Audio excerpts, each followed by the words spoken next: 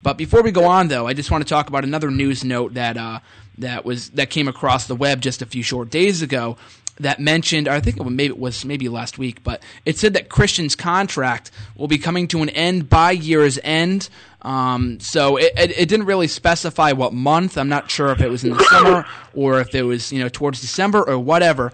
But it stated that Christian's current contract in WWE will be coming to an end at least by the end of 2014. Like I said, it wasn't specific, but personally, I think this could be it for Christian at the age of 40, whatever he is at the moment, and maybe 42. I'm not really sure exactly. But he's had a heck of a run over the last maybe 20 years. I think he's been in the business. Former two-time World Heavyweight Champion. I think a lot of people haven't really been cutting him a lot of slack lately. Maybe I'm just saying this because I'm a Christian fan, so I'll get your thoughts in a minute, Jacob. But he's had a lot of great matches, in my opinion, over the last few weeks since he came back with Jack Swagger. He had a really good match with D-Bry this past week.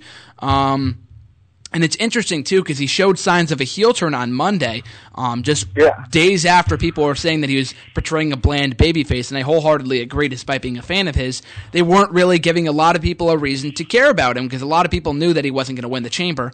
So I think that was a good approach to take with Christian, to turn him heel, because he was more interesting as a heel back in 2011 than he was as a face. So I look forward to what they do with his character, but I want to get your 2 cents on it as well.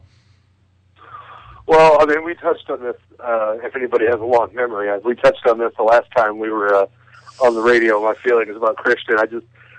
I've liked Christian at some times, I've despised him other times, and not in a good heel despised way. Like, like I said, he's another one of those guys that fits in that category, that heel or face. I don't think he's another victim of the combining of the titles, in my opinion. I mean, with a combined title, you're never going to see a Christian WWE World Heavyweight Champion. I'm sorry, it won't happen. Yeah, no.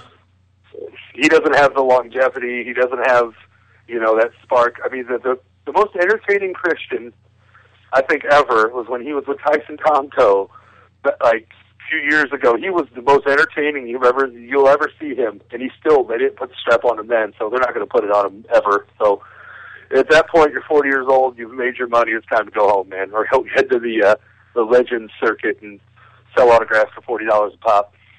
It's interesting, too, that you mentioned that, because like you said, he had his most entertaining run, and I think it was 2005 when he was doing the whole Tomko thing and whatnot, and then he left the company just a few short months later. So that was interesting. Yeah. But even still, almost 10 years later, I think he could still be a valuable asset to the company and, putting over stars. I mean, remember, this guy's a former world champion, so a win over him. Working with developmental, maybe? Oh, yeah, down in the NXT. Trainer, like a Bill DeMont or somebody like that?